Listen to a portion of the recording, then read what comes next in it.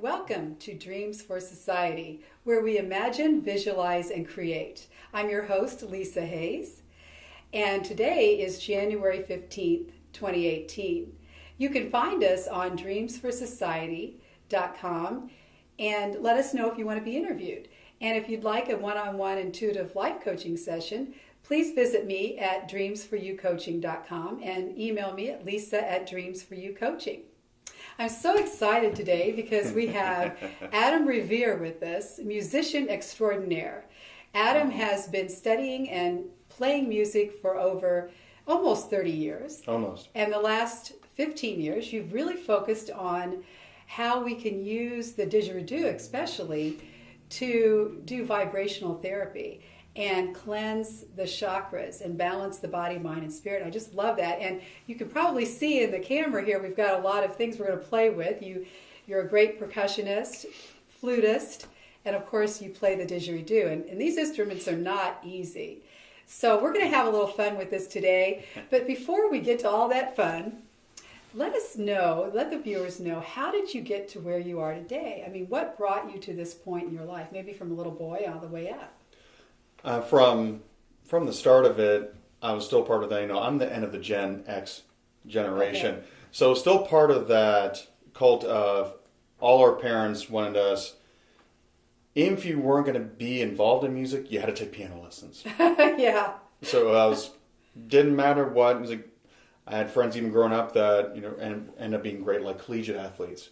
They took piano lessons, and they never, after their piano lesson, they never touched an instrument their whole life, Right. unless it was a requirement in school. Yeah. And so that was my start. And the funniest things that I recall is the fact that, so my mother had me go to these lessons, and I was doing okay. Mm-hmm. Any child, when you're first starting something and as part of a routine, it's like, okay, I'm not playing with my friends, I'm not playing ball. This just seems very boring. But I was into the music. I mean, I did enjoy it to a degree, and I did learn a lot. And it was during my lessons, and this is through age where I'm in elementary school, because I took from this one teacher. I feel bad that I have forgotten her name, unfortunately, and it's like, it'll probably hit me later as I leave. I took 4 years on her, but during that time, there is an instrument called a clavinova. And so for those who aren't familiar with the clavinova, so a clavinova is an electric piano. So but a clavinova has more of some of the traditional piano tones, but also would have harpsichord and organ. So that was a more affordable option for people to have a piano and an organ, an electric piano tone. But built in the clavinova was the ever infamous, just the rhythms and the beats. So you had your own backing band within a clavinova. And if you listen to any really hokey electronic music from the 80s, a lot of it was probably developed and you could hear it from a clavinova. And so when my teacher put me on the clavinova, and it even had these books to where I think it had a chipset. So you take the book, connect it to this particular it's like the cartridge was on the book. Mm-hmm. You slide it into a specific slot, and you would play that music. And you can, of course, adjust the tempo if you wanted. And sometimes some would have more intense variations of the song. And when she initially got me on that, I immediately synced in time. Oh, neat. You started to feel the beat. Yeah, I was automatically, on beat. And I enjoyed it more. That was fun to me. So my mother got a clavinova.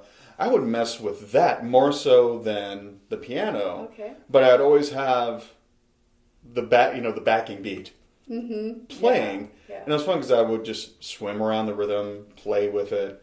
And my teacher noticed that and approached my mother and just told her out for, I was just like, yeah, he's not going to be a concert pianist anytime soon. However, he has a natural sense of rhythm and timing. So he goes, you can't teach that. Right. He needs to be a drummer. And so the next thing I know, I'm in Bloomington with my parents. My brother was taking guitar lessons at a music shop called Smith & Holden. And they take me to the back room which in any music store, the back room is where all the loud stuff is. So all the drums. So there's all these drums, and I see this one white Remo kit, and they have this cute little sticker saying, like, this is sold. It's going, it's going to continue its music at home.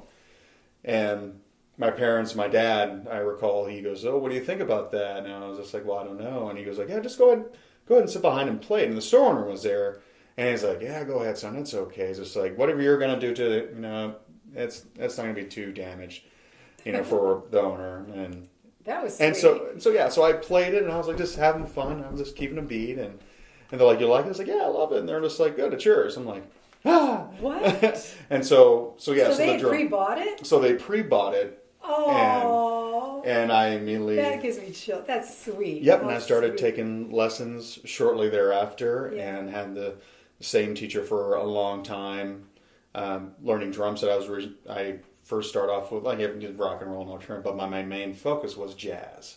Mm-hmm. And my teacher was Dylan Wissing, and you can look him up. Great, phenomenal. He's an award-winning musician, writer, and composer, and an overall great guy. Great mentor to have as your teacher. Yeah, he definitely is just like in my list of great teachers that I've come across. I mean, all of them are like all shoved at the top. Yeah. Even ones that I came across and they just weren't really a good teacher. There's always something you can take away from it or the experience.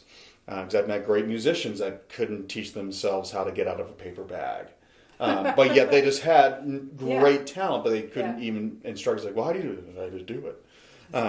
And so with him was definitely, I couldn't ask for a greater, I guess, either a cornerstone building block, foundation for where music would take me, and especially the fact of being in Bloomington really developed who I am as a musician today. Yes, Bloomington, for those of you out of state, is about an hour south of Indianapolis, and it's a college town. IU, Indiana University, and it's got a lot of culture and a lot of music. The School of Music's one of the best in the country. Yeah, it is the epitome. Bloomington itself is a melting pot, and I'm originally from Martinsville, but my parents' business was in Bloomington, so I was growing up in Bloomington. Yeah.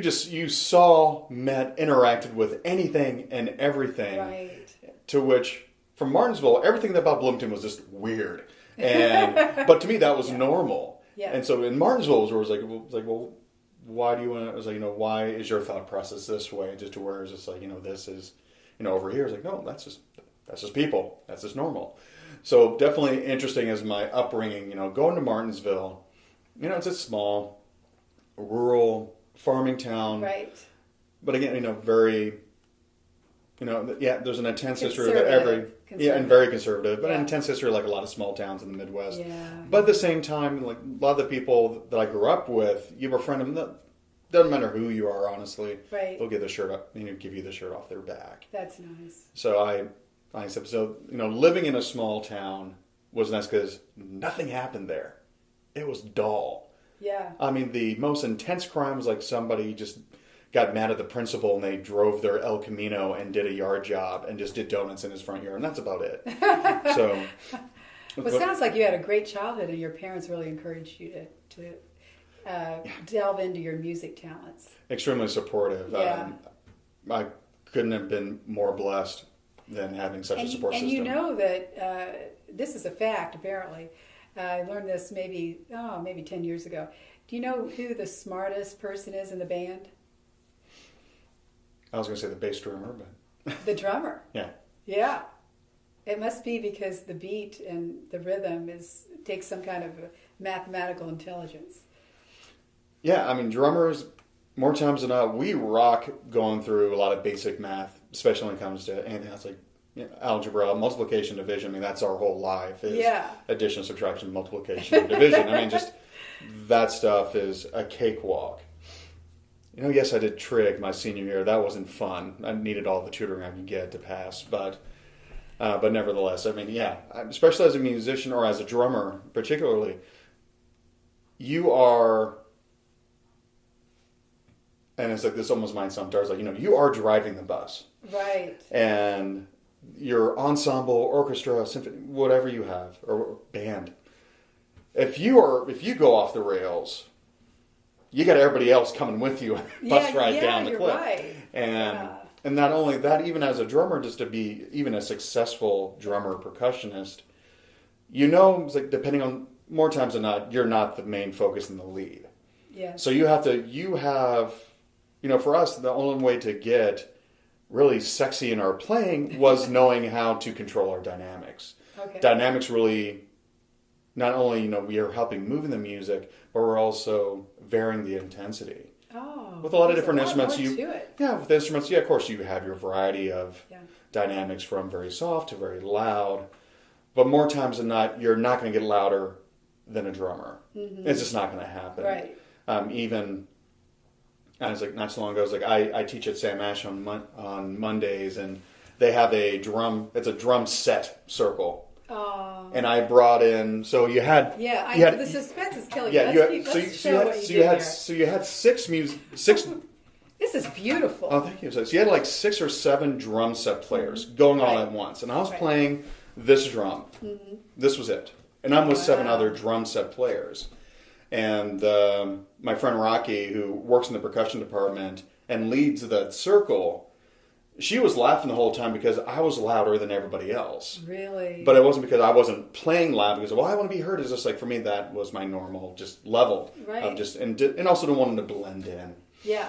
And so, so for drummers, dynamics is our best friend. Mm. And also it helps really flow the music. So this drum, as I joke when I do demonstrations, it doesn't know its name until it gets there. Okay. And so in Turkey, you're more times than not, it'll be referred to as a darbuka. Okay, so this is a Turkish drum.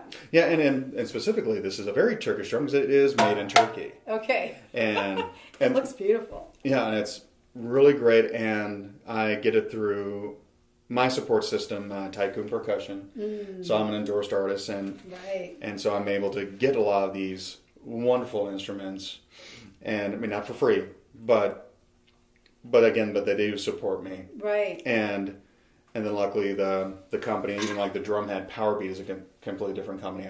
They're out of Taiwan. Okay. And so it allows me to get the sound and the tone I want from this drum.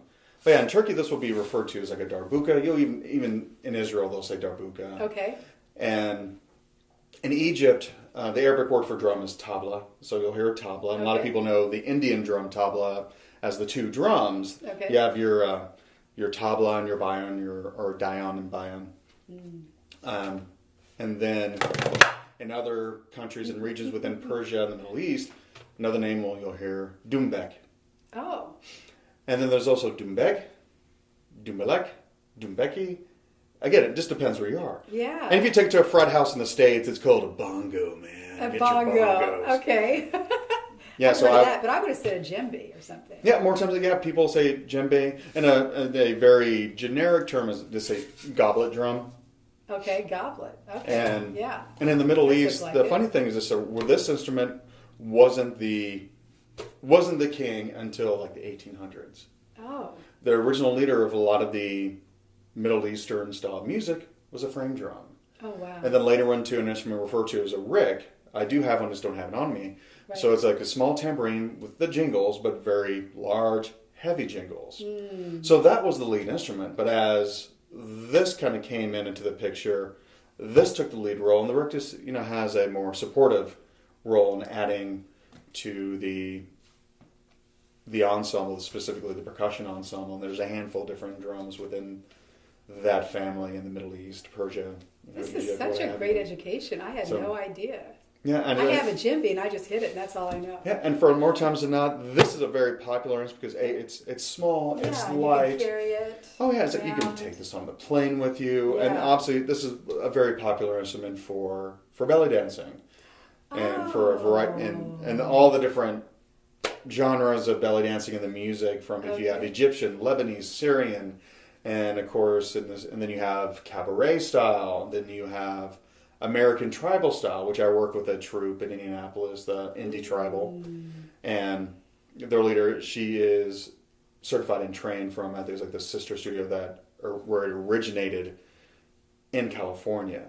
So it's a legit American tribal style, and of course there's tribal fusion and a plethora of others. Yeah. But so I use it to accompany and support. And again, the reason why this instrument is so popular is the fact. I mean, you can play. There's certain, even out in Persia and the Middle East, they'll still play it like this, and more times than not, you're going to get it. This is more of a traditional style. And is that a better sound that way? You think? I wouldn't say better. Okay. Definitely different, but again, in terms of a traditional format, this is how you're going to see the instrument. Okay. And Oh, I love this. I do want to do belly dancing or something.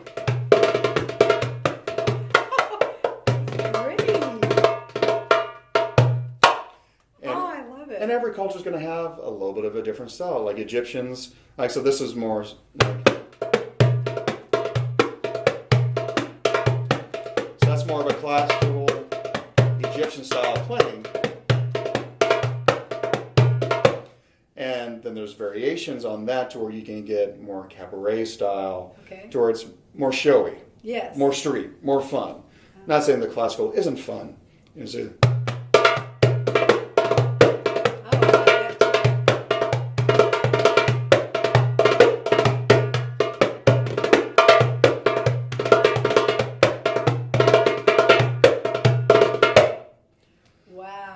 And then you got Turkish, and they do something that's called a split hand technique. So instead of using the ring finger, kind of do this high tone called a tek. They use their ring and their index finger. So. Oh wow, that takes some dexterity. So.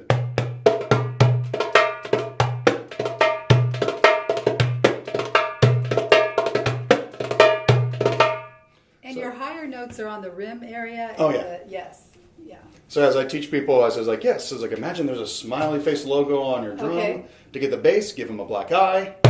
And to get the tek with your dominant hand, flick them in the ear. Wow. And then your non-dominant hand, your left hand. So again, in Egypt, you're using your ring finger. Turkey. No. That is your so index. awesome. And then in Iran, they use all their fingers, so you'll get more of a. So they'll do a lot of finger snaps and rolls. I haven't studied that intensively, but of course the drum, there'll be a skin head, but it goes all the way to the outer edge. Okay, yeah. And that's referred to as a tone back. So it's much deeper, not as high and crisp, but you'll be able to like a 9-finger stroke roll. I like doing that. I just did it on my own. And that's the other thing. A lot of people, they enjoy this is more playful. It's like.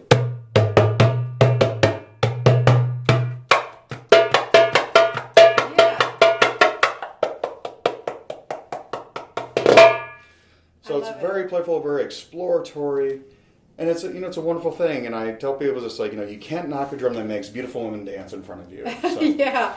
Oh wow. So it makes you want to get up for sure. Yeah. Oh no, it's a blessing, and you can hear the influences of Arabic, Persian, Middle Eastern music from this drum. From hip hop, you get.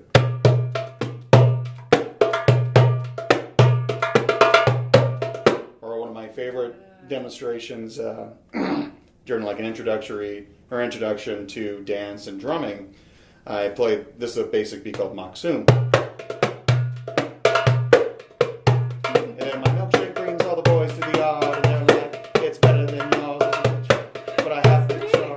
I mean, it's basic Arabic. I know, it's just it gets a good chuckle to see me play that and sing that, and oh my God, that's an Arabic rhythm. Yeah, very popular. So we really haven't invented anything new here. I was but at the same time, I wouldn't say it was you may think rap is new, but it's... But like inventing or sometimes just reinventing is just hey, where can I take this inspiration? Where can I take this? Yeah. And I think it's lovely, especially when I said growing up in Bloomington's, I was, taking bits of Native American culture, West African, North African, Middle East, India, the Irish, the Celtic regions, even Eastern Europe, Western Europe, India, Central Asia, the Silk Road, and then Latin America, Brazil, Cuba, and then you've got I know even stuff artists from the Americas. There's like so much to blend in. Yeah. That's influenced by so much. Yeah. That's where entertaining conversation starts. It's not so much about the argument about cultural appropriation, but more or less when you hang out with a bunch of people from the Middle East, Yeah. you talk about who has the best hummus. And then you just sit back, you drink your tea, and you just watch. Yeah, drink your tea. I love that. Because I think in some of the battles over there, I think it was over who had the best hummus. Honestly, Hummus instead of drums or whatever. yeah, it's like make hummus, not war. Yeah, So- I love that. Well, you want to play your other drum before we get into? No, of course. So so Yeah. this one Oh in my this gosh, covering. that's a big one. So this is biggin. So this is the djembe. Okay. So popular in West Africa. Right. And there's a lot of fun tales that kind of come with this That's instrument. beautiful. You can't see it on camera, but it's got beautiful carving on the base. Yeah, so it's got the lion on it. So again, another Nice. type in percussion drum. So the shell's from Ghana, so it is African. Okay. And then they do all the finishing work in their factory in Thailand. That is so sweet. And so this one I've had for a long time. This is one when I was signed with Tycoon. This was one I immediately got. So it has a lot of booty to the bass and allows me to get a variety of color and texture and tones from this really big drum. Yes. And I said, it's like even its invention, there's the tales of how this was actually a woman's invention, using it as more or less as a backpack. Right. But unfortunately, was carried so much. Yeah. The head was originally it was just the wooden part broke, and so goats, and this is a goat skin, so they have skins available. So you just wrapped a goat skin on around it, and hence became the development and the design of the drum. And then the other tale talks about at least the rhythms that are played weren't really developed by the men, but actually claps. The rhythm that the woman would be clapping. Okay. Well, it's so interesting that you have the traditional history behind it, because I think that puts more passion into your playing, it would seem. Yeah, well, yeah. And I think with any instrument, and even a friend of mine stated, right, learn the history behind the music and the instrument. The rest will take care of itself. Oh, I love that. And yeah, it's fun because to where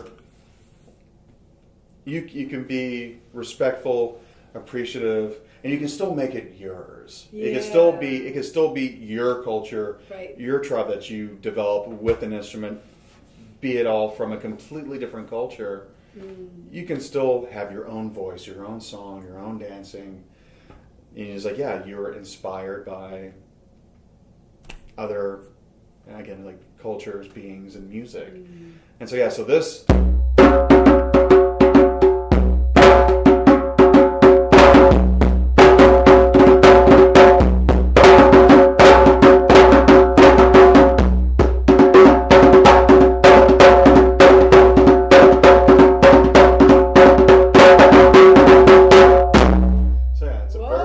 Reverberating the whole house. Yeah, so the bass will, every time I play it somewhere, it's fun, depending especially how the house is built. Yeah. But you'll feel everything shake. Yeah. And luckily everything here seems to be at a respectable, safe spot, especially any of the glassware. Yeah, and my crystals are reverberating. They love it. The djembe is a very powerful drum, and one of the tricks I learned when I played with one group, we wanted a beat. It's like, well, that's, this is just too much. We need something lower and warmer. Like, okay, so this is a chamois. I've had this same one forever because I've had different djembe drums. Yeah. So I'm kind of surprised that this thing hasn't just shattered from its age and everything else. But yeah, that's beautiful too. Oh, I love that.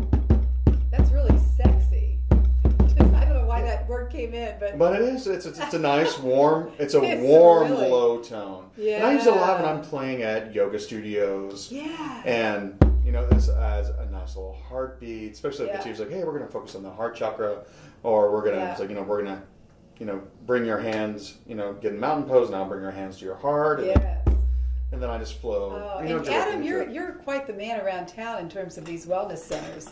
I know you play a lot at the Irvington Wellness Center, which is right near your playground production studio, where you allow people to rehearse and record there.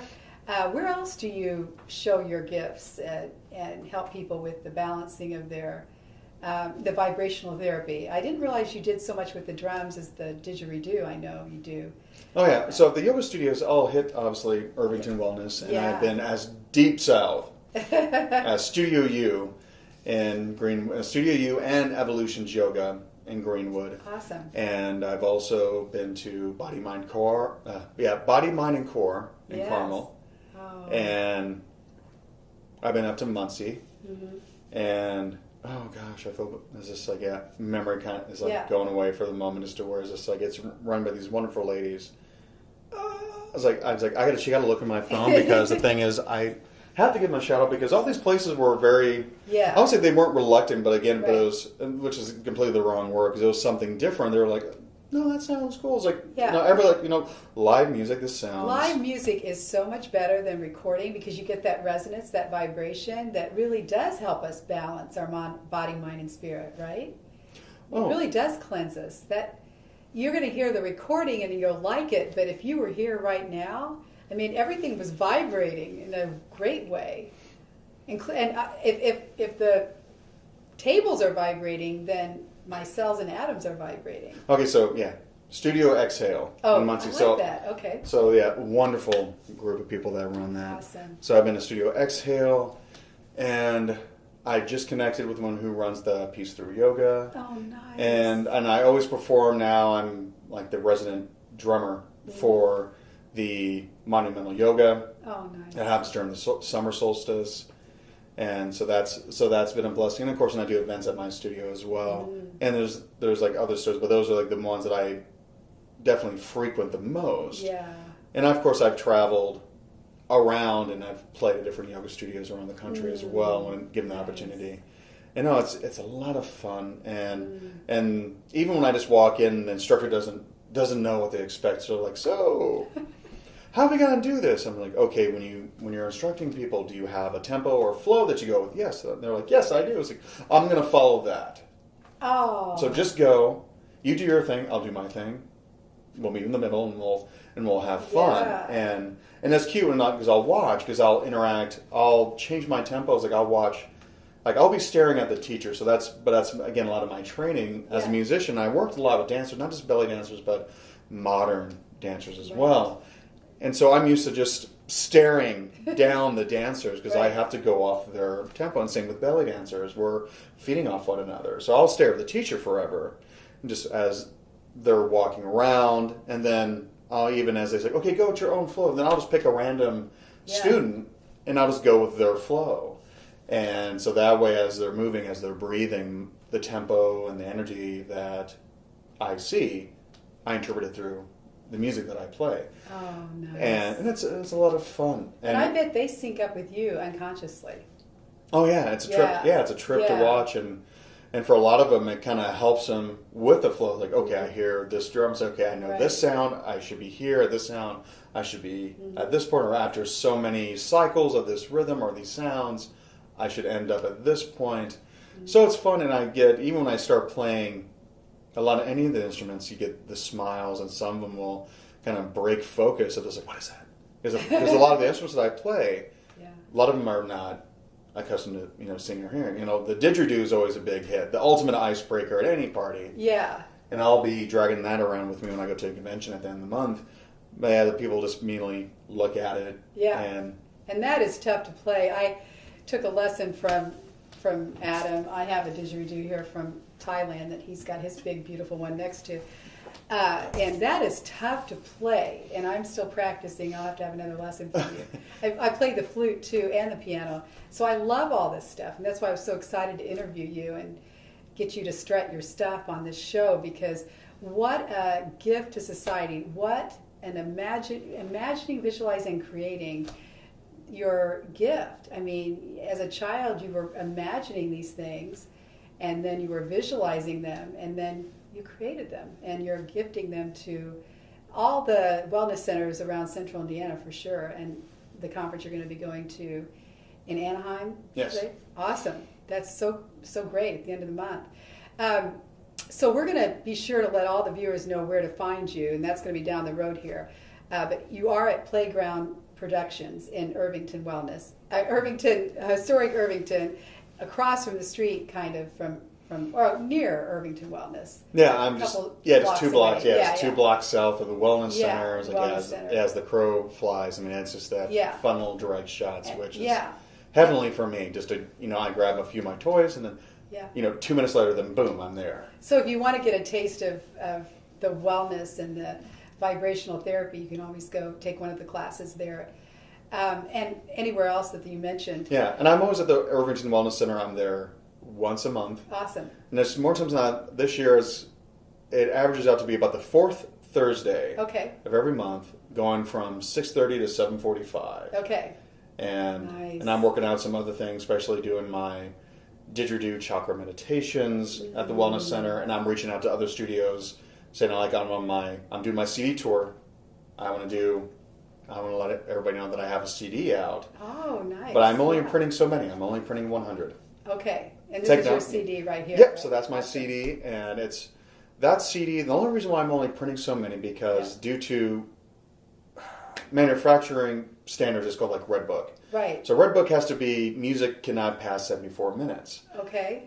Mine does. And so I print and publish it myself in-house. Oh, nice. And if I decide, I'm only going to do 100. After that, it's available for download. So I have download cards, so you can either get them through me or just buy directly on CD Baby and on iTunes, Amazon.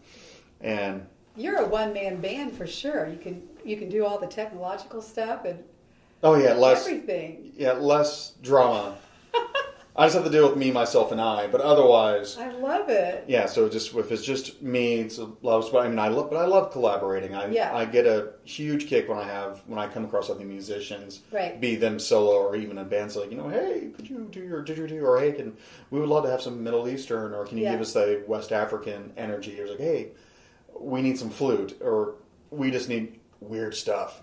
And I play steel drum. Like I play up to, if not, I played more than 30 different instruments. See, I don't think there are very many people like you on this earth that can do that. 30 different instruments. So let's get into some of the other instruments here. Okay. Oh my goodness.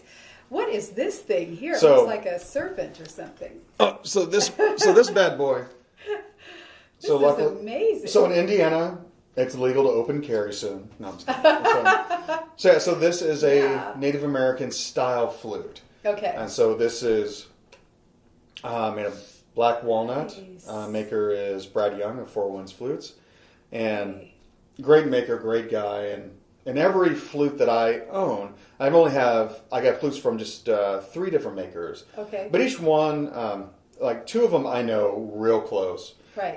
One is just, when I bought it, just did a lot of correspondence over email, right. But was an awesome gentleman, easy to work with, great guy by the name of Jeffrey Ellis. Okay. But Brad Young and specifically like John Norris, I work a great deal with. Okay. So this one is set up as a drone flute, meaning whatever key it's in, you're going to have that drone at the bottom, or either it's a high octave. So you always got that bass tone just constantly playing while you can play melody. So this, and I play, my first teacher, Will Whitefeather, he's a Lakota, and he's also left-handed. So when he was teaching me, I just kind of looked at him and said, okay, I'll just put my left hand down there as well. Okay. Because if you're right-handed, more times you put your right hand at the bottom. Right. And I have certain flutes, the way they're designed, I have to put my right hand down, but luckily the joys as a percussionist and being ambidextrous, I can think differently to allow me to play right-hand lead if needs be. But when I pick up a flute, I mainly play left-hand lead. So this, again, you're going to hear the drone, and then I'll just play a quick little melody on this.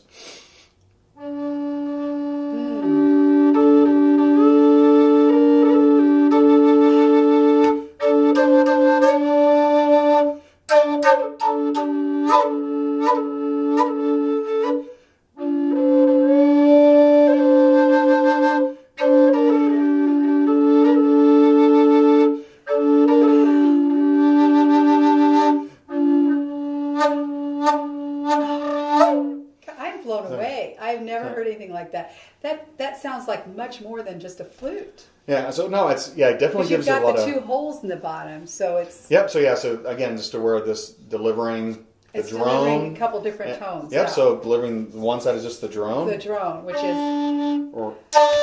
And the octave. And then the other one is is all the melodies. I love that sound. And each wood is going to be completely different. So nice. Yeah, the walnut, you say that is? Yes. So walnut, I'm always a big fan of walnut on the fact that it has more of that ghostly air. That really, it's soothing yet haunting. Right. It's smooth but yet has a wisp to it. Right. Oh, wow. Oh, and then, this is so amazing. And then with my friend John, so here's a flute that he's made, and I feel bad because I have space. I don't think this is spalted maple, but... and you can get a variety of wood, so this will be the fun Pepsi challenge almost, where you can hear and compare between two flutes in the same key but different woods. Right. Okay. And so this one is more of a professional performer flute. And what key is this? So this one's set in A, like that one was in D. And this is also an A but a different wood. Correct. Okay.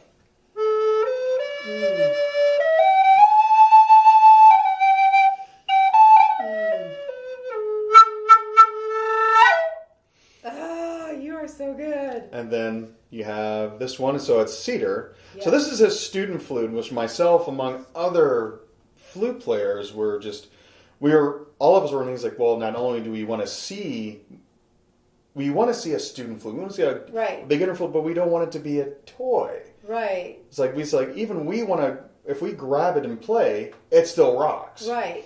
And John definitely delivered. Okay. And so this one, so again, it's an A, same as this previous flute, but this is in cedar, so much lighter. Okay. And so this will be a warm, bright sound. Yeah. Oh, yeah. Oh, I love it.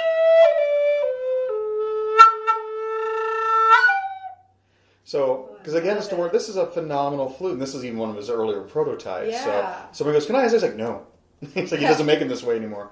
Oh my gosh. And to where, so price-wise, this one's like $75. Yeah. And for a beginner, because I've seen other beginner flutes or student flutes, and you're spending sometimes anywhere between closer to $200. Yeah. That sound good. Yeah.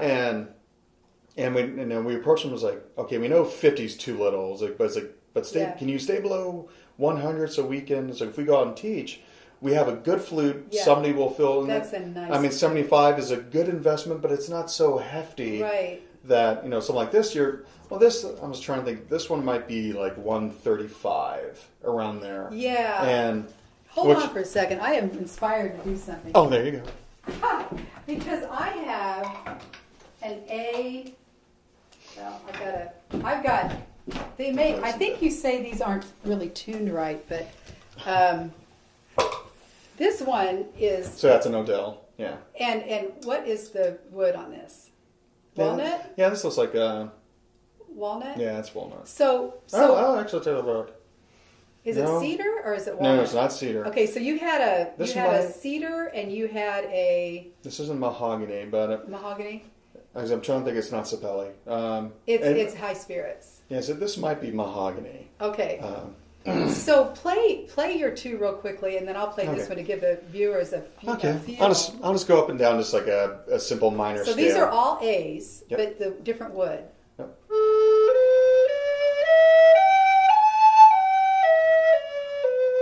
Okay, and I'll do the same. And that's what wood is that? I think this is maple, but I could be wrong. Yeah, it's a light wood. It could, yeah. I think it's quilted, so I want to say it's quilted maple. Yeah, and then this one is. That's either mahogany. I was like, that's cedar. Yeah, so this is cedar.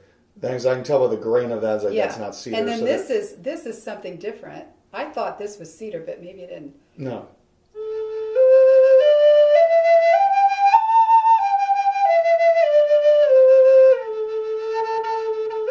Yeah, it has a more walnut tone to it. It has a more walnut. That's why I hear cedar. That's why I was thinking it looked almost like that.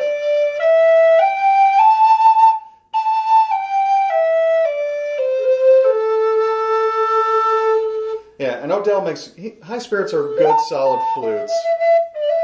Anyway, you can tell why I want to interview you because I love this. Now, what about this? I got the this fun in bamboo, Indonesia. Yeah. This is bamboo. So you don't have bamboo, right? No. So this is a different tone. I don't know what note it is. See if I can play it. Yeah, I forgot how the keys work for that one. It was like. Wait, let's see. It's very. Those things are fickle at times depending on that mouthpiece.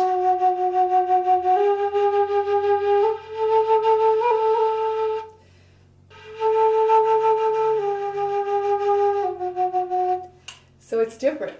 Yeah, and then you have an instrument like this. Again, this is the what's Jeffrey that? Ellis. So this originally would be referred to as like an Anasazi style flute. Now Anasazi, Beautiful. that term is kind of being pushed aside for the fact that Anasazi is more or less like a derogatory term. Right. It's a like Navajo word that means like ancient enemy. Yeah. And so we just say ancient Pueblo style flute. And so this one is rim blown, so it's perfectly hollow all the way through. And what makes it longer? What does that do if it's longer? And it's hollow all the way through. Amazing. So the tone, so this one isn't a reproduction of what the original was. You gotta understand the flutes that are popular are referred to as like a Native American flute. Right. That design kind of came around like the 1800s. Okay. So on record, it only goes that old. The ancient Pueblo, they found one in a cave in Arizona, and they dated it back to 550 AD, I believe. Oh, I love that. So this is a much more ancient instrument, but also it's in tune with itself. It does have its own particular key. Okay. So it's not just they didn't make just random holes and like, oh, hey, sound. Okay. And this was an instrument through one source I had this discussed to where this was the conduit. This is what would invoke the creator and spirit. And I love that it's got a curve there for me being a left-hander. So that's the one thing I loved about Jeffrey Ellis. I'm like, hey, I'm a left-hander.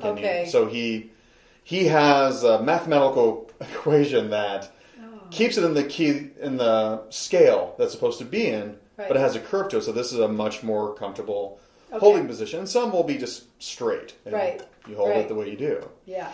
So again, this one is rim blown. It has a little bit of a notch to make it easier. That's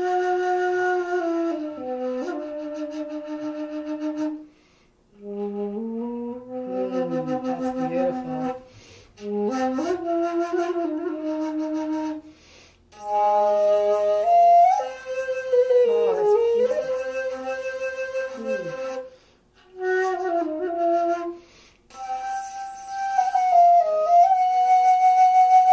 So you're able to play different octaves with just those notes, just changing your embouchure and the amount of air that you push through. But again, but this has a much longer, greater history and a mystery because of the ancient Pueblos. So glad they found it in the cave. Yeah, and the same thing kind of happened with the Native American style flute, just to where it was about to go the way of the dodo until it was come across certain burial grounds and they started buried next to people. And they just originally thought it was a toy, but when somebody took the time to recreate it and put it together, they're like, oh, duh, it's a flute. Yeah. And so, in every tribe, the flute has different meaning, purpose behind it, some more sacred than others. And sacred meaning. Yeah. It never had, I knew it could play sacred music. Yeah. And some is just for entertainment. You go to different tribes and it's just for fun. So the didgeridoo. Oh my goodness!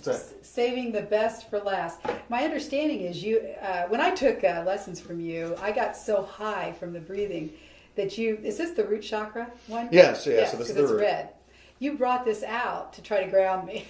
Yeah. I think you were about ready to call the ambulance. Every little bit helps. Trying to have that bass pedal tone is going to help keep things warm and fuzzy. Yeah. While high energy goes on. So every time I lead my meditation, obviously we got to start from the ground up. Yeah. So the root chakra always brings everybody back down to earth. Okay. And more times than not, when I'm doing the yoga or live music to yoga, I'll have my root with me just for the fact of either they want it done during the savasana, or to bring people back into it, or I play directly onto people. Depending on the studio, they'll allow me to walk around and play on people's energy centers, or I assume at this point people are probably filled with like their own meridians going through their body. Nice. And it's a lot of fun. And again, as to where it's interesting to where it's like so far. I try not to jinx myself, but before we do it, the instructor will say it's like if somebody isn't ready or doesn't feel comfortable with that and playing on your energy center, put your hand in your stomach or and so far nobody has, and especially within Indiana. Why would you not want that? I would want it. And again, I think luckily what what works out for me is just the instructor people are just like, well, I was like, you brought him in here, so apparently it's got to feel good. Yeah. Because a lot of them was like, well, I hate to say no, and then later it was like, and everybody's like, oh, that was awesome, or just to miss out, just not knowing, be it good or bad. And I tell people, I was like, if you don't like it, I'm not offended. Yeah. Just like music, there's certain music you don't like. Yeah. That's okay. But you like it, and that's what's important. Yeah. So for me, it's very important to me. Yeah. And I said, my friend Chad Shouta drums our guru, Vin, and I met him, oddly enough, at a drum convention, a percussion convention. And he had his digits with him, and I'm like, oh, they're bamboo. And more times than not, bamboo didgeridoos they're cheap and they're bad. And is this a bamboo, the one I've got? Probably. I think it is. From Indonesia. Yeah, I mean, sometimes, they're cheap and it's not as good. They're cheap and they're not very solidly made. It's okay for it works. That's a starter. That's what counts. And so I was like, oh, I'll try it. You can't knock it until you try it. And so I picked it up and I saw it was sealed really well. Yeah. And what's it made out of? So this one's bamboo. Yeah. And so he uses leather dye, paint, paper artwork, and paint, obviously. And so the body is all bamboo with a gourd mouthpiece. Nice. And he uses a restaurant-grade water-based urethane on the outside. It was pretty much like 3 layers, so it has that tabletop type of crystal shine to it, and then does a very thin layer on the inside just to protect it, so you can play it in the shower. Yeah. I was like, why sing when you can didgeridoo in the shower? You can get a great... Are you kidding? It won't hurt the instrument. No, not at all. And lift it up for the viewers so they can see the chakra artwork at the bottom, and then that beautiful symbology. That's some kind of mandala or something. Yeah, so this is off the Bija. So this is off the Bija chakra symbols. Okay, yeah. Beautiful. Okay. Yep, and so I will play it for you. Okay, great.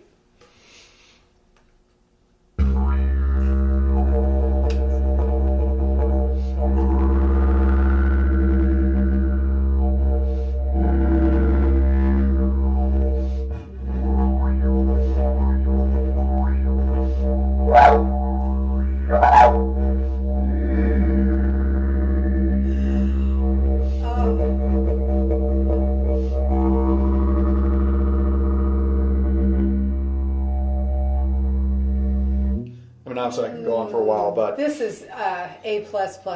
I mean, I'm telling you, people. This is you are so talented. And it's a fun instrument, and I tell people it's more. Wait! You got to play one more time. Oh, okay. I gotta play it one more time. Yeah. Yeah, because this does send out infrared sound waves. I don't know what it did for me, but it was something. It's a beautiful instrument. So I tell people this is the more affordable version of getting an ultrasound, or that's ultrasound therapy, massage therapy, and you don't have to involve insurance as to where it's just fun for entertainment. Yeah. It's non-invasive. I mean, obviously sound is invading your body, but you're not getting somebody driving their elbow into your leg. You're just having sound, so it's very subtle and controlling, and at the same time very peaceful and calming. Just hearing this nice, lovely drum being played around you, and just having a variety of senses reacting to it. Okay. So, I'm ready. So again, and then this is nice.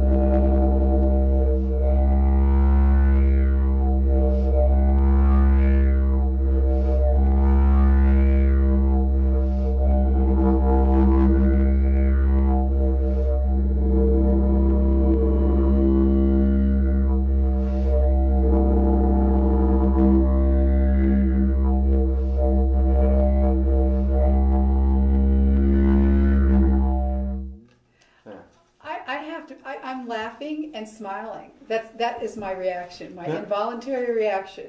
No, but that's good. I get the chance to work with a particular center that has clients in stages of just recovery. Right. And I had one gentleman come in, and first thing he did, and you're almost like, even looking, you got this stereotypical, Indiana guy, wearing his camo and whatnot, and he's just looking at this, and he said he came in, said he says I hated it before I even tried it, really? And which is I just smiled, I was like, okay, no, which is fine. It's just to where it sounds odd, it doesn't sound fun. You're not hurting my feelings, and he goes, do you play flute, violin, clarinet, something that's not this horn thing? And I was just like you're good. He goes, no, and he goes, I like country music. And I was just like, well, come on in, try it out. We'll see how it goes. And so this was a session to where it goes for like an hour and a half, and I have like multiple people in the room, and I lead the meditation, and afterwards he got up, he sat up, and his he was all aglow. Yeah. And he goes, that was awesome. And he was in love with it. He really enjoyed it. Yeah, And I love it. And it was one of those things just to where I guess you call that stereotypical. Someone comes, and they live, like, oh my gosh, that was heavenly. And he really enjoyed it and was extremely thankful for it. Yeah. He said he enjoyed the experience and what it did for him on a variety of facets for him personally. And it was fun. It's nice to get their reaction. Again, I still have fun if somebody goes that they hated it. I don't know who could hate this. In fact, well, it's a man's instrument. It seems like it's masculine. Yeah. So the tradition, and so in Australia, it is a male-dominated instrument by the Aborigines, and not every single tribe plays it, and not every single tribe does the circular breathing. I was like, well, because that's the first one when people say, well, I learn, but I can't do the circular breathing. It's like, you don't have to. Let's just make a sound first. Yeah. If you get circular breathing, awesome. If not, no worries. And that's like what kind of leads into where every instrument I play, I do teach. So now the circle of breathing, was that where you took the quick breath? So Yes, so I it's heard you do that. Yeah, as you one, tried to teach me to do that, and then I got totally hot. No, yeah, because because you're taking in a lot of oxygen. It's like when you first start, it's like you will feel a natural buzz because when you take in a lot of oxygen, it's like that gets you high. Every atom and cell of my body was tingling for at least a half an hour, and I mean, I was dancing and jumping around and doing the jumping jacks, everything I could to get grounded. No, it is very playing the instrument alone. Besides having to play it on now, you, even still. Yeah, it's like it's very it's energizing, rejuvenating, revitalizing. Yeah. And what about post-traumatic stress disorder? This you said he was a former Army vet? Oh, so I did get to play with a gentleman that was, so he was a Marine. And Marine, okay. And so, so suffered PTSD as well as, if I recall, so he suffered a shrapnel hit to, like, his arm. Oh. So his hand is still, this particular gentleman, he actually had none. I told you I worked with a gentleman that actually had none. Yeah. Oh, wow, yeah. But the one that did have his hand, he says, from like here, and he goes, I can't feel anything on my hand. Yeah. He goes, I know, I'm aware of it's working, but I just, he goes, I can feel, I can sense pressure, but yet really no sense of feeling. And I remember playing on his arm, how his hand would his fingers would like move and twitch. Oh, it's like the nerves were trying to reconnect. Yeah. And so even with him, as well as the gentleman that didn't have an arm, mentioned, he goes, even though, there's, the gentleman who had it, the phantom arm, but the phantom, so there's like phantom pains. He goes, there was still, I felt like the connectivity flowing through my arm as if I had my full arm and hand during with the me. playing of the didgeridoo. Yeah, and so and I was playing on this person. So exciting. And so he goes, he felt like the energy was to him. It's like it felt. He goes, I can actually, as if I could feel my hand. Yes. And which almost brings yourself to tears. It really does. It makes me almost want to cry right now. Yeah, but it does. But the instrument does so much as the player and those receiving it. Yeah. Again, and even though it sounds counterintuitive, but it is phenomenal to play for a migraine or a headache. Oh yeah. I don't see how that's counterintuitive. Well, some people just like, okay, so I'm doing this, making the sound. There's pressure, and I'm like, that's gonna. Well, you have all the pressure points around your mouth, and so what happens is you get this it vibrates your whole head, so your head turns into one of those cutesy little Zen gardens with a little miniature rig on the sand. So you've got the big clump over here, but yet everything else is smooth, but you get that clump there. Yeah. But yet you drag that rig, so everything else is fine and even and goes to the flow and everything else, and while that stress begins to slowly spread, and then it'll even out and it'll just go away over time. So yeah, when I have a headache, I jump on this thing because it allows me, because I focus on my breathing. And gives me a nice little head massage. Yeah. And the only thing I'm focusing on is just that and nothing else through my day. Okay. So it's wonderful for headaches and migraines. And there's support, like the Mayo Clinic supports that as well. Oh, they do? Yes. Okay, that's good. So it was a research done, I believe good. it was like in 2010. So yeah, because a lot of stuff that I do as a musician and even involving the physics, so I'd like to blend the metaphysics and the physics to let people know. And because there's going to be people that have a respect or an understanding of metaphysics, but yet they're skeptic. It was just like, no, I was like, if I can't see, feel, hear, I was like, if there's no data, results, and I told her, well, here's the science of this, to where it's like, here's sound. This is, you can feel it, you can hear it, and I'm able to break things down for people to know. It's like, well, this is why it feels good. Even if you feel like it's like, well, I'm not into my energy centers, but they're like, wow, this tone felt better than the other one, and overall, just like when I heard this, I smiled. Just like the gentleman said that was like immediately saying like, "This is gonna suck," just leaves, saying how much is like this is great, this is awesome, and the thing that they would say like, I laughed. He goes, well, I'm not laughing at you, I'm laughing at how good it feels. It feels so joyful. And so so it's the didgeridoo is a wonderful instrument as a player or the receiver. Yeah. And well, I mean, all your ability to, all your gifts and the drums, the flutes. I just loved that serpent one. Yeah. So I gotta. You got some more. So this is the last one. Like, I've got a plethora, but yet that one is a fun one that I'd like to introduce with to the people. box. Let's go for it. You want me to help you with that? Let's see. Yeah. So just grab it by the edge. Yeah. Oh, grab it by the edge. Oh my gosh! I thought maybe we were going to open it up. Oh no. And it is a magical. It is a magical box. So this one is referred to as a tongue drum.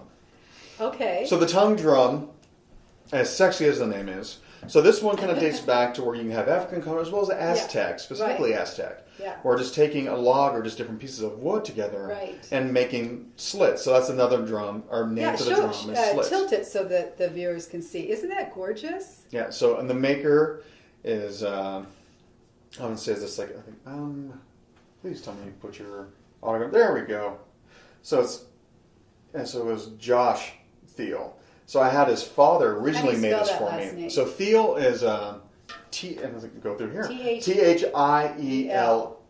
And I think there's an E at the end. It's hard to tell. Okay, yeah. But people can maybe look him up. Yes, and so I think it's. So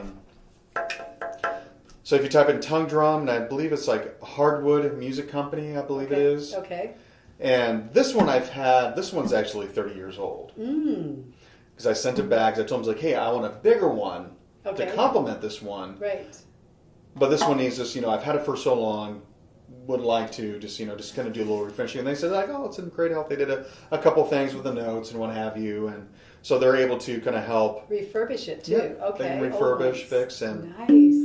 And so this just one... with the flick of the finger, you made a noise. And so here's like they give you get rubber mallets. And I'm trying to call, unfortunately, if somebody's curious about pricing, I was like, I want to say this might be in the $500 range. It might be cheaper. Okay. This particular model, they don't make anymore. Right. Oh, interesting. Okay. But it doesn't mean that the other ones don't kick booty. They do. Okay. They're awesome. Okay. And they even make ones that's as big as that table. So it literally has a coffee table where you can play the table. That would really give a vibration. Yep. So this one... I love it.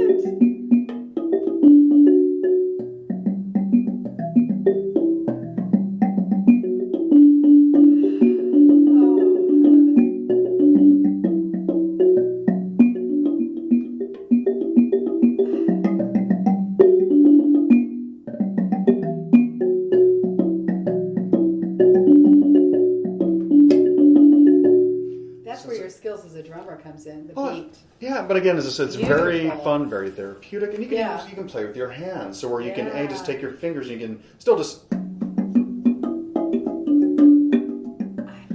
love it. And you don't have to hit just one note. You can.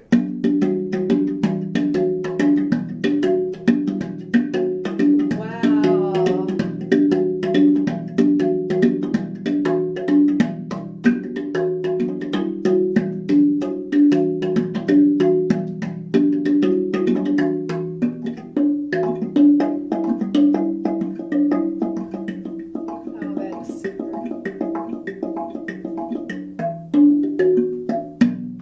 So yeah, so it's a very fun instrument you can play even with your hands.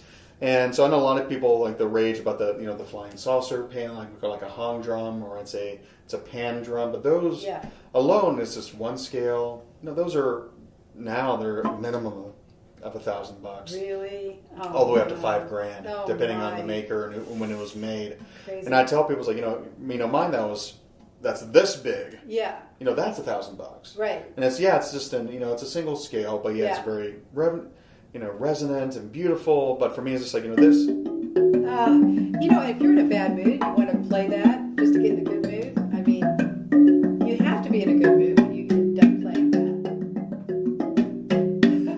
It's very fun. It's very beautiful. And this is this will be one of the instruments that I play during my yoga set. I'll have my congas, I'll have my djembe, I'll have my two-tongue drums, my didgeridoo, and some flutes. Yeah. And I'll play them all at the same. Well, not all at the same time. I'll play my didge and my drums at the same time. How do you do that? So with that, luckily my friend Kenny Rose helped me design a. Let me get my big tuchus out of the way. A didgeridoo stand. Oh, okay. In particular, he made a mount. Okay. To where this was something we sat down for quite a while to have this ultimate design to allow me to play while I'm sitting down and be hands-free. So he designed this just for you. Yes. And he needs to market that. No, and this is that's going to be the thing we're going to do, because that's, I've been slow, because I've had this for over a year, and I've worked on honestly, this is the best didgeridoo stand I've ever come across. So with this, so it's mainly just the mount, but I told him, it's like cymbal stands at a music store, you can get these at music shops anywhere, you can get them at a pawn shop for next to nothing, for maybe $40-$50.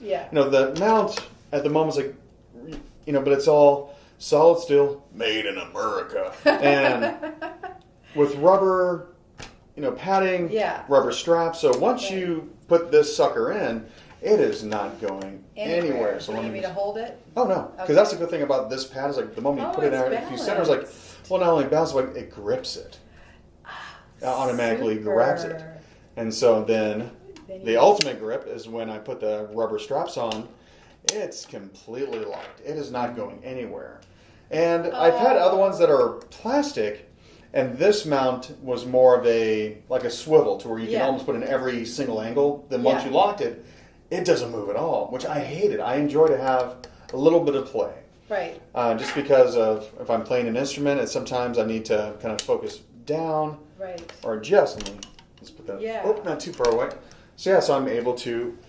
With your drum, and you're right. You can be a two-man band. So so even when I play live, this is what I bring. Okay.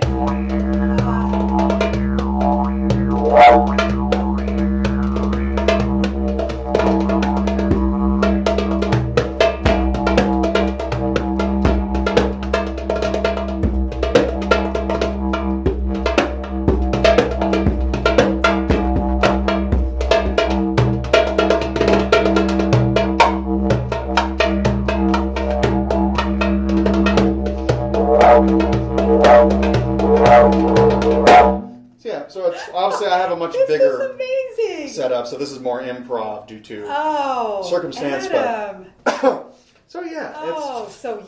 I mean, this is not anything to make minimal here. This is huge. And so it's so soon I'm gonna try to do. Don't want to do a Kickstarter, but mainly just do a video letting people know, hey, pay X amount, and then boom, we'll build you and send you a stand more so than okay, we need X amount of dollars. I'm like, mine goes just okay. Do it on order. Yeah, just order basis. I think honestly, it's if 10 people said, hey, we want one, I think that would allow us to kind of immediately get things moving. Because again, it's to where the design that he came up with, and it was a team effort, but he definitely the main brains behind it. And for me, it was just right. It was for me, it was approval and testing, and after having it for so long, it's yes. Right, I love this is the ultimate. So again, the prototype we did, it's kind of the pants come off, but we've got connections to where we would actually, like you see for the metal on guns, it's called bluing. Yeah. So that makes it completely rust proof. That's so nice. so once it's kind of said and done and it's set in steel, so yeah, it's got some heft and weight to it. Yeah. But yeah, it's like, yeah, unless it's balanced, it's got weight, it's gonna last. Yeah, and it'll fit on any cymbal stands. Like this is a standard fitting to go into a cymbal stand, so somebody can just grab a stand that way. So you produce this part, and then they furnish. Yeah, because again, you can find that anywhere. Because the best thing about this, because there's other stands I've had to where if I'm playing a eucalyptus, which is more of what people are used to on didgeridoos, right? Those weigh a lot. Yeah. Anywhere from like 8 to like 15 this pounds. Is light. Yeah, and Fairly so this. Light. Yeah, it's like it's not fairly too much, light. Yeah, so I mean, no, it's got some weight to it. That's good. But again, as to where this isn't going anywhere, it's going to be a good solid base. It allows you to move it on. And of course, for me, I have a pearl drum rack to where there's a spot to where I can like slide that in because it's built for like attachments, like a cymbal or anything. Yeah. So I just slide that down there, lock it in, and then boom, I got it set and I got it loose. And it allows me, if I have to like move my didge out of my face or just move things like around, I've got the capabilities of kind of angling left, further left or right. And no, but I'm very proud of the end result. Kenny did a phenomenal job in putting it together, getting the parts to allow us to, for me to finally come across, because I've seen a plethora of invention when it comes to a didgeridoo stand or a mount. And but this one is the that most is really nice. I'm going to give practical. the viewers a little side view so they can see that. And again, you can get a hold of Adam. Where, Adam? Let's tell everybody how they get a hold of you so that they can order this from you and take lessons from you. And if they want to do because you can do online. Yeah, I do online lessons either through Skype and I'm working on a few other things as well. So now is like the Dros of 2018 has got to get moving. Yeah, and do you have a calendar of where you're going to be also on your website? So the websites you can go to just adamriviere.com. So Riviere is spelled Riviere. So for me, it's easy to spell. It's a family name. But I tell people it's got its own when you go Riviere. Easy to spell. So adamriviere.com. And it's also connected to my business, the Playground Productions Studio.com. And you just go to events and you'll see where I'm going to be, what's happening at my studio. Yeah. As of course in my studio, anywhere from concerts, shows, rehearsals, recordings, weddings.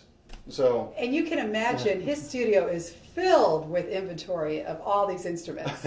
And you say you have the ability to play over 50 instruments, did you say? So over 30. Over 30. Well, it must be 50 down the road. I'm working on it. I heard 50. So as long as I give but 30 is just really impressive. Yeah, well that's the joys of being a percussionist as to where, I mean, each drum is a completely different discipline. Yes. And so that's why I enjoy it. I enjoyed it a great deal. And again, I said just, got to thank the universe for blessing me with such supportive parents.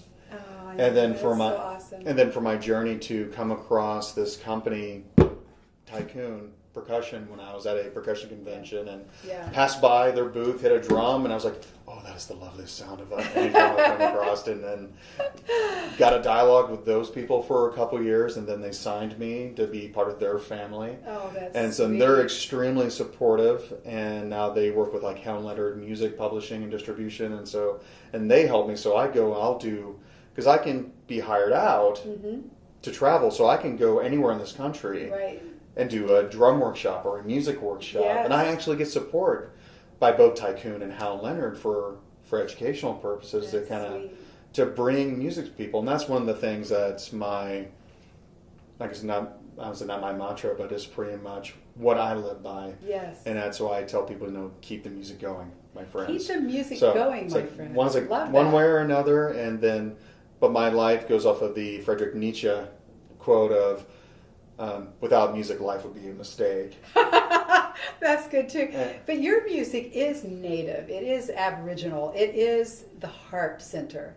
So, we don't have to worry about 528 hertz versus 440 versus 432. I mean, all that stuff, we're not supposed to be on 440 hertz. We're supposed to be on 432 and 528 and all that. Your music is already tuned to the heart. Yeah, I know it's definitely the most grounding music you can ever have. Yeah. But again, it delivers so much. It does. For people again to start, having a good solid foundation, and anything that you do just kind of helps everything else develop and grow. And as I said, I've been very blessed in my life to have the people in my world, from family to friends, colleagues, to support me along the way. And yeah, to be here today to allow me to, I said, just run, be able to, I invest in my own business, to where it's like the joys of being a small business owner, to trying to travel and put the word out there, and like I said, jumping on my various social media outlets, like which you can also find me at. So on Facebook, it's Adam Riviere. Yes. It's Adam Riviere Music. Right. And and then Instagram, just Adam Riviere. Okay. I'm on Twitter, but to be honest with you, it's just like I just go through Instagram and then just going to have that piggyback through Twitter. Right. Right. But if you send me a message, I still connect with people on Twitter. So on that, it's the name. The word, the first letter of each word is capitalized. So Adam Riviere Didge, but Didge is spelled D-I-J. Okay. There's a million ways to spell didgeridoo and Didge, so you can't go wrong. Just go with it phonetically. People will understand. And yeah, so Instagram's is Adam Riviere, Twitter is Adam Riviere Didge, and then. And do you have an email address? Yeah, so you can just Adam at adamriviere.com. Awesome. Get a hold of me with any questions, and definitely check me out on YouTube. Again, just Adam Riviere, and soon I'm going to start Patreon so I can get. Oh, you are? Good. Yeah, so I'm going to start with that. So allow me to ask people to as musicians, like a lot of us exist because of our patrons. Yes. And for those, and I want to continue giving back. Right. And so I'm going to start Patrons. Like, don't have it set up yet, but I do. It's like in terms of music, where they can buy the music. Besides the website, there's CD Baby. Yeah. And there you'll see my full collection. And going to do Bandcamp because that allows me to upload a much higher resolution for people to download. And so even with my new album, the Didgeridoo Chakra Meditation, I tell people, sit in your room. If you got a good sound system, put one speaker by your feet, the other one by your head, and just set the volume right, and so you can feel the vibrations go around. Because the album is set just as if you're at one of my class meditations.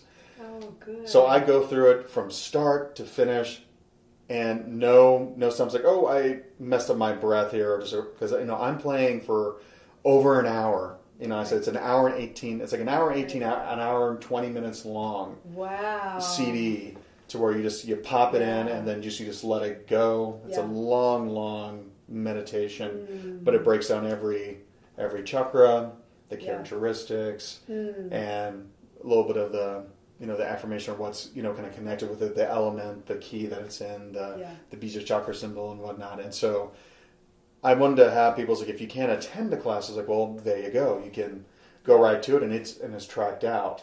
Because someone goes, this is just one long track. It's like, no, you can, if you just need some heart work, just go right to the heart chakra, and boom, there you go. And you can have that and head out. And so I wanted to bring that experience. I didn't want to have it to be such a studio album that if they come to a meditation, because there's days just where my lip might be, sometimes it's better than others. And I might have like a small break, or just kind of like I lose breath, or I get that tension from playing for so long, and I'll have that small little, but it's okay. But I want people, it's like, this is the real McCoy. Yes. So this isn't something just to where all of a sudden you go to my class and all of a sudden it's like, wow, he's not non-stop playing this entire time. It's like, he's stopping, he's doing the flute sound through the Didge. And it's just like, no, it's like, I want people to experience the CD, as when they come to the class. Yeah. Same thing, but obviously in person it's a much different energy. But still, there's no surprises. Right. I try to have a few here and there, but nothing too extreme. Oh, Adam, you are such a gift, and I know you've inspired many of our listeners to imagine, visualize, and create music. So even and we don't have to be as great of a musician as Adam is. Any of us can just pick up an instrument and start playing, and let our heart take us where we go with it. As you noticed when you were a child, you just kind of followed your heart along the way. And here you are today. Yeah, even if it's just if you pick up a drum, but you can only make, obviously in the Doombeck, I aim to play a variety of tones, but you're just like, ooh, this one tone's really good. Yeah. Then rock out that one tone and have fun and own it and make you smile and probably make others smile as well. Right. And so, it's, life is a marathon, not a race, and that's a good he's like, you definitely want to do you. It's all about you. Again, just where I tell people, and people say, well, I don't want to be selfish. Like, well, no, it's like, again, you got to have a solid foundation before you can even ascend to anything. And especially extending out your help to somebody else. And as I always say, we really must gift ourselves, as you were saying, gift ourselves with the music we enjoy. Like if we're really good at baking a cake and we enjoy baking a cake, so we're good at it and we enjoy it. If we are good at drumming and we, and we also enjoy it, then that's a gift. And if someone comes over and eats our cake that we baked for ourselves, then that's icing on the cake that we didn't even expect and didn't even seek affirmation for. So I think with music, it really has to be a personal thing first, a gift to ourselves. And then if others enjoy it, then that's icing on the cake. Well, Adam, I want to say thank you so much. Is there anything else you want to leave the audience with? Any other words of wisdom on how they can get out there and start creating their own music? Or anything else about you? I was like, well, it's just like, enough about me. And if you want to know more, it's like, just get a hold of me. You know how to get a hold of him. I think you're going to want to for sure. Because I'll tell you, he's a great teacher. This didgeridoo, I tried to do it on the internet. I just couldn't do it. Yeah, there's some, but I'm going to be, like I said, with Patreon, I'm going to work towards, to where it's like, you have to pay to see the instructional video. Right. But I'm going to have a much better focus on I'll still put free clips on YouTube so people can kind of, in essence, like, okay, do you like my style of teaching? Right. Do you enjoy? It's like, okay, now, go to Patreon, support me so I can continue teaching and showing people how to improve. But I think the only thing I could ever tell somebody just to where, if you see a flute, or even drums, like, well, I don't have, I've had people with playing flutes, like, well, I don't have musical bone in my body, or I don't have a sense of rhythm. But especially with the flute, it's like, well, can you breathe? Well, of course I can breathe. They're like, then you can play the flute. Yeah. So I want people to feel comfortable, because again, it's about you. Right. Start with you first. Have fun. It's like, you really have nothing to lose. True. And more times than I know, sometimes if you go to a shop, and you might see somebody like me to where I might just pick up a spot and I might be really going to town. Don't be intimidated by that. But not saying they aren't those people. Mm-hmm. I don't know. It's like I'm trying to be nice here, so I'm sure you're not censored, but I'm not going to use the word for the people that you might come across that are overly into themselves on their music and playing, more so just for ego, obviously. Yeah. But approach those people and say, hey, it's just like and that's how I learned flute. It's like, I loved what my friend Will was doing. I was intrigued by it because I can't sing to save my life. Mm. And even though people say, well, I love the sound of your speaking voice. And you have a great speaking voice. I still can't sing. I'm great for a backing chant, but don't ask me to get up and sing. I'll still do karaoke. Doesn't mean it's lovely. I bet you sing better than you realize. But I just don't be afraid. And again, with the music community, like a real, true music community, is like we're very supportive of one another at any level. And we enjoy seeing others succeed, as well as I do in my business or myself as a musician. I want to see better music out there. I want to see not so much better music or a better musician, but I like to see a happy musician. Yeah. If it's just a hobby, don't be afraid to explore. You really have nothing to lose. Right. And everything to gain. Yes, absolutely everything to gain. Is again, the vast majority of people, when they first, they're intrigued and they love the didge and they first sound, and again, the sound or the response I get from kids, they'll laugh because they're happy and they're like, that sounds like a fart. And that's okay. That's fun, but they'll continue playing it. Either A, because it sounds like farting, or B, it's just it's entertaining to them. Right. But it brings them joy. Oh, and so that's just something that's a ton of fun. Yeah. So it's about having fun. It's like explore it. And it's like with flute, like the flute and the Native American style flute, as well as the drum, are two very easy instruments to walk into. And with the flute, again, you don't have to be on time. You don't have to play to a tempo. It's like if you want to play a note and then hang out for 20 seconds, you can. And then that's what I love about playing the flute. Then kind of play at whatever pace, tempo. Because same thing as we talk, it's like our inflections change, the tempo changes. Yes. Because that's an expression of yourself. Like I said, for drumming, I lead the work, so that's, express and de-stress. Right. And a lot of it, I tell people, nothing feels better than thwacking a drum like it owes you money. And the flute's just like, yeah, I can't sing, but yet the flute allows me to sing. That allows me to really portray and convey my message through the tension or the melody, whatever I deliver in the flute that moment. Right. It's like it allows people a voice, and it just happens to be melodic. Mm-hmm. And so don't be afraid to walk into those, and sometimes that will just branch out. Obviously, I started with a drum set. 30 plus instruments later, I expanded out through the percussion families, as well as, taking Spanish classical guitar for a few years. Yeah. And be able to explore that to help me as a musician grow. And it can have, more fun. Not saying there aren't people out there that don't appreciate a good serenade by a djembe. Yes, I do. I can tell you that today. But yes, it's like, have fun, explore, and not only explore the instrument, but explore yourself. It's like if you hit a drum just walking by, or just any instrument, it's like if you just approach it, touch it, and something immediately brings a smile to your face, do it. Awesome. You got nothing to lose, and at this point, I think a lot of good companies out there, like Sam Ash, tell them what you want, they'll make sure they give you what you need. And I think that's even my mantra. This is what I live by, is just words like, tell me what you want, I'll help you with what you need. And again, it's about you.